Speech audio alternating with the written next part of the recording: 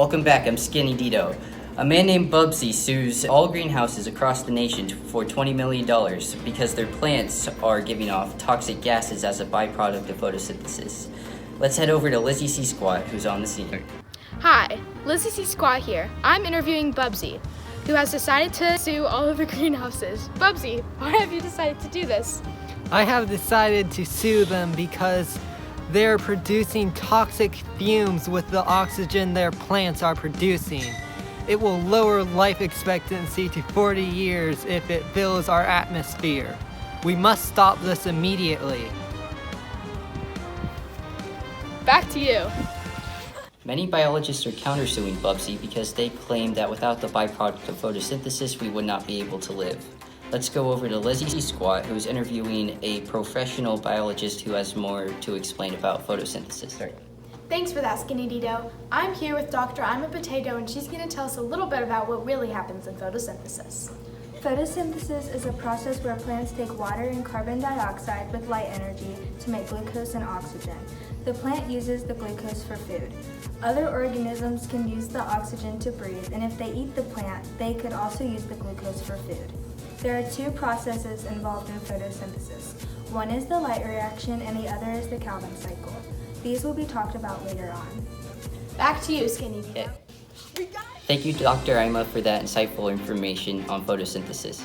We have another passionate biologist who would like to give us more information on the process. Back to you, Lizzie C. Squat. Thanks for that, Skinny Dito. I'm now here with Samuel Sabry. Samuel, what are you here to tell us about? I'm here to tell you about the location of photosynthesis and light reactions. Photosynthesis takes place in the thylakoid membrane, and the light reactions are split into three parts. First, it happens in the photosystem 2, where chlorophyll absorbs light energy. Then a water molecule is split to release oxygen.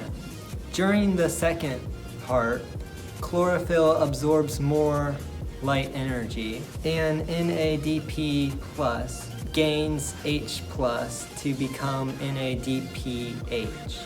Finally, in the third part, the electron transport chain powers ATP synthase, which is used to make ATP in photosystem 1.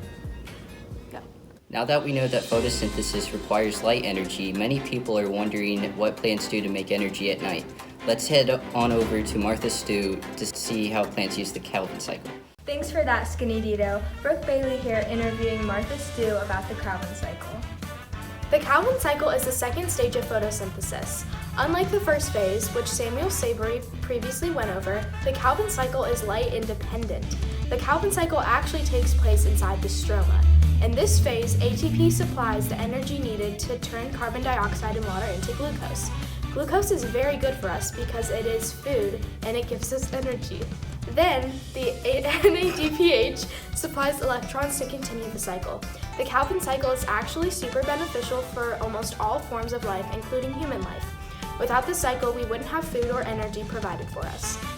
Back to you, Skinny Dito. There you have it, folks. Bubsy is an uneducated humanitarian and is probably not going to get far in court. Tune in next time to learn about Larry and his issues with cellular respiration. Never gonna